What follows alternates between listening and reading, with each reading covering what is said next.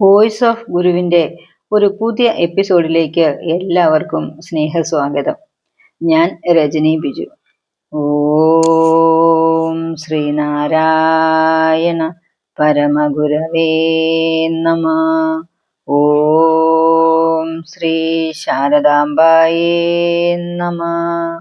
ആചാര്യപാദങ്ങളിൽ പ്രണാമം. ഭഗവാന്റെ ഈ മധുരവാണികൾ ശ്രവിക്കുവാൻ ഭാഗ്യം ലഭിച്ച എല്ലാ സുഹൃത്തുക്കൾക്കും എൻ്റെ വിനീത നമസ്കാരം. ഗുരുസാഗരം ആധ്യാത്മിക കുടുംബ മാസികയിലെ പങ്ക്തികളെ പരിചയപ്പെടുത്തുകയാണ് വോയിസ് ഓഫ് ഗുരു എന്ന ഈ ചാനൽ. ഓരോ ആഴ്ചയും ഓരോ പങ്ക്തികളെ നിങ്ങൾക്കായി ഞങ്ങളിവിടെ വായിച്ചു കേൾപ്പിക്കുകയാണ്. ഗുരുസാഗരം മാസിക മുന്നോട്ട് വയ്ക്കുന്ന ആശയ നിലപാടുകളാണ് ഓരോ ലക്കവും പുറത്തിറങ്ങുന്ന ഗുരുസാഗരം മാസികയിലെ പങ്ക്തികൾ. ശ്രീനാരായണ ഗുരു ദർശനത്തിലൂടെ ലോകത്തെ സത്യസന്ധമായി നോക്കിക്കാണുന്ന വീക്ഷണങ്ങളാണ് അതിൽ വിഷയീഭവിക്കുന്നത്. ഗുരുവിന്റെ മാർഗത്തിൽ നിലയുറപ്പിച്ചുകൊണ്ട് നടത്തുന്ന അഭിപ്രായ പ്രകടനങ്ങളാണ് ഗുരുസാഗരം മാസികയിലെ ഓരോ പങ്ക്തികളും. അഗാധവും തീവ്രവും ശാന്തവും ലളിതവും ദീപ്തവും സുതാര്യവുമായ ഗുരുസാഗരത്തിലെ ഓരോ പങ്ക്തികളും ശ്രദ്ധയോടെ വായിച്ചു തീരുമ്പോൾ നാം ഗുരുദർശനത്തിന്റെ ആഴങ്ങൾ അറിയുന്നു. കൂടാതെ ഗുരുദർശനം നമ്മുടെ രക്തത്തിൽ ആധ്യാത്മിക സംസ്കാരമായി മാറുന്നു. അങ്ങനെ ഗുരുവിന്റെ അക്ഷയമായ കാരുണ്യവും അപാരമായ സ്നേഹവും നമ്മുടെ ഹൃദയങ്ങളിലേക്ക് ഒഴുകിയെത്തുന്നു. ഗുരുസാഗരം മാസിക വായിക്കാനും വരിക്കാരാവാനും 6282319294 എന്ന നമ്പറിൽ 600 രൂപ ഗൂഗിൾ പേ ചെയ്ത ശേഷം അഡ്രസ് അയച്ചു തരിക. 8078188858 എന്ന നമ്പറിൽ ഗൂഗിൾ പേ ചെയ്യാവുന്നതാണ്. ഗുരുസാഗരം മാസിക ഇപ്പോൾ ഓൺലൈനായും വായിക്കാവുന്നതാണ്. www.guruSagaram.com എന്ന വെബ്സൈറ്റിൽ ഡിജിറ്റൽ വായന ആസ്വദിക്കാവുന്നതാണ്. ഇനി ഇന്നത്തെ വായനയുടെ വിഷയം എന്താണ് എന്ന് നോക്കാം. ഗുരുസാഗരം ആധ്യാത്മിക കുടുംബ മാസികയുടെ ചീഫ് എഡിറ്ററും ശ്രീ നാരായണ ഗുരു വിദ്യാപീഠം ആചാര്യനുമായ ശ്രീ സജീവ് കൃഷ്ണൻ സാർ എഴുതിയ 2022 ഓഗസ്റ്റ് ലക്കം എഡിറ്റോറിയലാണ് ഞാൻ ഇന്നിവിടെ നിങ്ങൾക്കായി വായിക്കുന്നത്. ഗുരുവിനെ പഠിക്കണോ, ഗുരുവിൽ നിന്ന് പഠിക്കണോ? ഗുരുവിൽ നിന്ന് പഠിക്കുക എന്നതാണ് ഭാരതീയ ഗുരുപരമ്പരയുടെ ജ്ഞാനപ്രസരണ രീതി. എന്നാൽ കേരളത്തിൽ കണ്ടുവരുന്ന അപൂർവ പ്രതിഭാസമാണ് ഗുരുവിനെ പഠിക്കാൻ ശ്രമിക്കുന്നു എന്നുള്ളത്. ഈ പ്രതിഭാസത്തിന് കഴിഞ്ഞ ഒരു ശതാബ്ദമായി ഏറ്റവും വിധേയനാക്കപ്പെടുന്നത് ശ്രീനാരായണ ഗുരുവാണ്. പരമ്പരയാ നിലകൊള്ളുന്ന മതം, സമുദായം, രാഷ്ട്രീയം എന്നിവയെ മഹത്വവൽക്കരിക്കാനും അവയുടെ മഹത്വം മറ്റുള്ളവരെ ബോധിപ്പിക്കാനും ഗുരുവിന്റെ മഹത്വപൂർണമായ ജീവിതം, വാക്ക്, ദർശനം എന്നിവ എങ്ങനെയൊക്കെ വ്യാഖ്യാനിച്ച് ഉപയോഗിക്കാം എന്ന തലത്തിലാണ് പഠനങ്ങൾ ഭൂരിഭാഗവും നടന്നത്. അത്തരക്കാരാണ് വലിയ അളവിൽ ഗുരുസാഹിത്യ പ്രചാരകരായി മാറിയതും. ഇവരുടെ വിശദീകരണങ്ങളാണ് ഗുരുവിനെ സംബന്ധിച്ച ഭൂരിഭാഗം പഠന ഗവേഷണ റെഫറൽ ഗ്രന്ഥങ്ങൾ. അതൊക്കെ വായിച്ച് ആളുകൾക്ക് ഗുരുവിനെ സംബന്ധിച്ച ആശയക്കുഴപ്പം വർദ്ധിച്ചതല്ലാതെ ഗുരുസ്വരൂപം ആർക്കും വെളിപ്പെട്ടു കിട്ടിയില്ല. പഠനം പലതലങ്ങളിൽ നടന്നതിന്റെ ഒരേ ഒരു ഫലം ഇപ്പോഴും ഗുരു ആര് എന്ന ചോദ്യം പൊതുസമൂഹത്തിൽ അവശേഷിപ്പിക്കാൻ സാധിച്ചു എന്നതാണ്. കപ്പലണ്ടി വറക്കുന്ന ചട്ടിയിൽ നിന്ന് പാകമായവ എടുത്ത് കുമ്പിളിൽ പൊതിയുന്നത് പോലെ പല താല്പര്യക്കാർ ഗുരുവിനെ കുറിച്ച് പഠിപ്പിച്ചിട്ട് ആ ചതിക്കുഴിയിൽ വീണ് അതേ സത്യം എന്ന് വിശ്വസിച്ചു പോയവരെ കുമ്പിളിലാക്കി അവിടെ വെച്ചിരിക്കുന്നത് കാണാം. അവർ ഈ കപ്പലണ്ടി കുമ്പിളിൽ ഇരുന്ന് മറുകുമ്പിളിൽ ഇരിക്കുന്നവനെ അറിവില്ലാത്തവനെന്ന് പരിഹസിച്ചും വിമർശിച്ചും എതിർത്തും വൈരം കാട്ടിയും കാലം കഴിക്കുന്നു.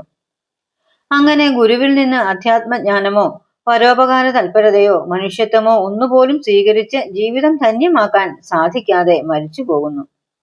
എന്തൊരു ദുർവിധിയാണിത്! മായ എന്ന് പറയുന്നതിന് ഇതിനേക്കാൾ വലിയ ഉദാഹരണം വേറെ പറയാനില്ല. ഗുരുവിൽ നിന്ന് ജീവിതം പഠിക്കാൻ ശ്രമിക്കാതെ ഗുരുവിനെ കുറിച്ച് പഠിക്കാൻ ശ്രമിച്ചതിന്റെ ദുരന്ത ഫലമാണിത്. ഗുരുവിന്റെ ജാതി തിരഞ്ഞു പോയവരാണ് മലയാളികൾ. ഗുരു എന്ന പദത്തിന് ജാതിയില്ലെന്ന് പറഞ്ഞാൽ അവരുടെ ഇടുങ്ങിയ മനസ്സിന് അത് ഉൾക്കൊള്ളാനുള്ള വലിപ്പമൊന്നുമില്ല. നമ്മുടെ സമുദായത്തിനു കിട്ടിയ ഭാഗ്യമാണ് ഗുരു എന്ന് കുമാരനാശാൻ മുതൽ പറഞ്ഞു കേൾക്കുന്നു. ഗുരു മനുഷ്യകുലത്തിനു കിട്ടിയ ഭാഗ്യമാണ് എന്ന് പറയാത്തതെന്ത് എന്ന ചോദ്യം അവശേഷിക്കുന്നു. അത് ഏറ്റെടുക്കാൻ ആളുണ്ടാവില്ല എന്നതാണ് യാഥാർത്ഥ്യം.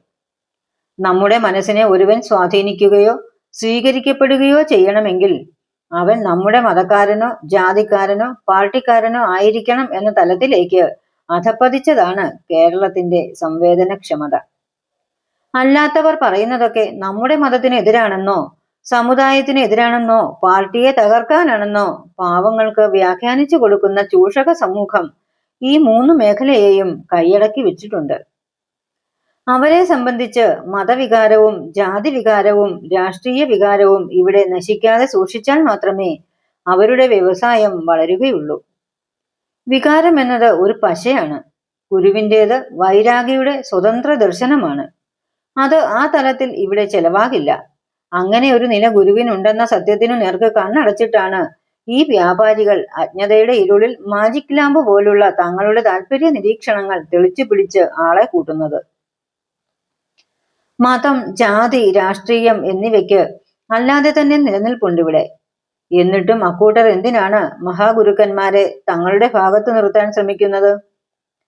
മതത്തിന് സ്വന്തം തത്വത്തിൽ വിശ്വാസമില്ലാതെ വരുമ്പോൾ, ജാതിക്ക് പ്രത്യേകിച്ച് പറയാൻ മഹത്വമൊന്നുമില്ലെന്ന യാഥാർത്ഥ്യം അറിയുമ്പോൾ, രാഷ്ട്രീയത്തിന് ആളെ കൂട്ടാനും ഭരണം പിടിക്കാനും തങ്ങളുടെ ആശയം പോരാതെ വരുന്നു എന്ന് തിരിച്ചറിയുമ്പോഴൊക്കെയാണ് ആധ്യാത്മിക ഗുരുക്കന്മാരെ തങ്ങളുടെ ഭാഗത്താക്കാൻ ശ്രമം നടത്തുന്നത്. ഗുരുവിനെ ഇങ്ങനെ സ്വാർത്ഥമായി ആഗ്രഹിക്കുന്നവരാണ് ഗുരുവിൽ നിന്ന് പഠിക്കുക എന്ന ജ്ഞാന പാരമ്പര്യത്തെ അട്ടിമറിച്ച് ഗുരുവിനെ പഠിക്കുക എന്ന വിപരീത വഴി ഇവിടെ പ്രാവർത്തികമാക്കിയത്.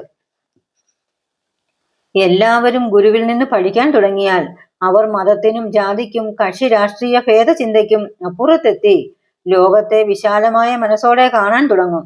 അപ്പോൾ മതവും ജാതിയും സങ്കുചിത രാഷ്ട്രീയവും ഒക്കെ അപ്രസക്തമാകും.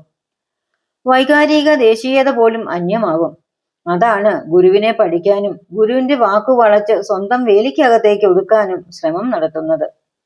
ഈ വികാരങ്ങൾ ഏത് നീഹാരാധവ വായു വർഷാദികളിലും പുലർത്തുന്ന ജനത ഇവിടെയുണ്ട്. അവർ ഗുരുക്കന്മാരുടെ വഴിക്ക് ഒരിക്കലും സഞ്ചരിക്കില്ല. ഗുരുക്കന്മാരെ അവരുടെ വഴിക്കാക്കാൻ സർവദാ ശ്രമിച്ചുകൊണ്ടിരിക്കും. സ്വന്തം നിലയെ വിശദീകരിക്കുവാൻ നമുക്ക് ജാഥയില്ല എന്ന് ഗുരുവിന് വിളംബരം ചെയ്യേണ്ടി വന്നു ഈ കേരളത്തിൽ.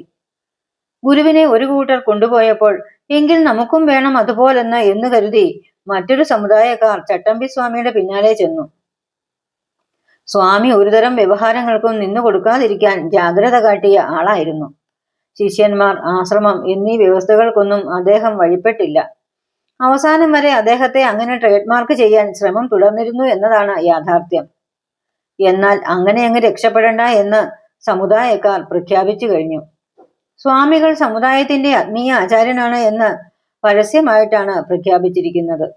ഇതുവരെ ചെയ്തത് കൂടാതെ കൂടുതൽ ഊർജിതമായി ചട്ടമ്പി സ്വാമിയെ പഠിക്കാനുള്ള ശ്രമം ഇനിയും തുടങ്ങിയേക്കും. ചട്ടമ്പി സ്വാമിയിൽ നിന്ന് അവർക്ക് പ്രയോജനമുള്ളതൊന്നും കിട്ടില്ല. എന്നാൽ സ്വാമിയെ പഠിച്ചാൽ തങ്ങൾക്ക് അനുകൂലമായ പലതും സ്വാമിയിൽ നിന്ന് കണ്ടെടുക്കാൻ സാധിച്ചേക്കും. സമുദായം കൽപ്പിക്കാതെ തന്നെ ഇതിനായി ചിലർ നടത്തിയ ശ്രമങ്ങൾ ജീവചരിത്ര രൂപത്തിൽ ഇറങ്ങിയിട്ടുണ്ട്. അതിനാൽ കാര്യങ്ങൾ കൂടുതൽ എളുപ്പമായേക്കും. തൂക്കിക്കൊല്ലാൻ വിധിക്കപ്പെട്ടവന് ഇനി എന്ത് സാരോപദേശം എന്നതാണ് കേരളീയരുടെ അവസ്ഥ. ഇവിടെ ഇപ്പോൾ ചുറ്റിനും എന്ത് സംഭവിച്ചാലും അത് തങ്ങളെ ബാധിക്കില്ലെന്ന് കരുതി സ്വാർത്ഥകാര്യങ്ങൾ നോക്കുന്നവരാണ് അധികവും. ഒരു പക്ഷേ ലോകത്ത് ഒരു ജനതയ്ക്കും ഇത്രയും നല്ല ഗുരുക്കന്മാരെ അടുത്തു കാണാൻ കിട്ടിയിട്ടില്ല.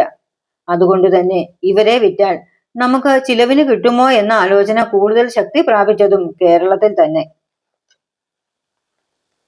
അതിനിടയിലിരുന്ന് ഗുരുവിൽ നിന്ന് പഠിച്ച് നാം സംസാരമുക്തരാകണം എന്നൊക്കെ പറയുന്നത് വെറുതെയാണെന്ന് ഞങ്ങൾക്കറിയാം.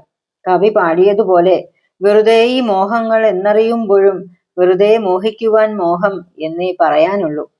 ഇതോടെ ഇന്നത്തെ വായന പൂർണ്ണമാകുന്നു. ഇത് നിങ്ങൾക്ക് ഇഷ്ടമായി എന്ന് കരുതുന്നു. തുടർന്നും ഞങ്ങളെ സപ്പോർട്ട് ചെയ്യുക. ലൈക്ക് ചെയ്യാനും ഷെയർ ചെയ്യാനും സബ്സ്ക്രൈബ് ചെയ്യാനും മറക്കരുത്. പുതിയ വിഷയങ്ങളുമായി അടുത്തയാഴ്ച വീണ്ടും കാണാം.